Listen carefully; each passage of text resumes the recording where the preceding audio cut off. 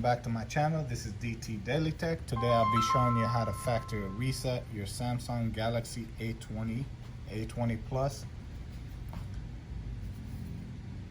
First, we have to make sure that the phone is powered off. Let's get started. To power this phone off, you can press the volume down on the power button.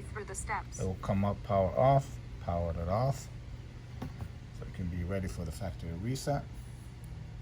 Once the phone is powered off, locate the volume up in the power button, press both and hold.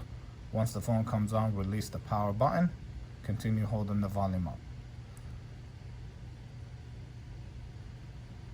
So it comes on, release everything, locate, wipe factory data, press the power button to select, factory data reset. Once it comes on, press reboot system now. That is it. Simple and easy. Samsung Galaxy S20 5G. It's a nice phone. Thank you very much for watching. Please like and subscribe. Take care.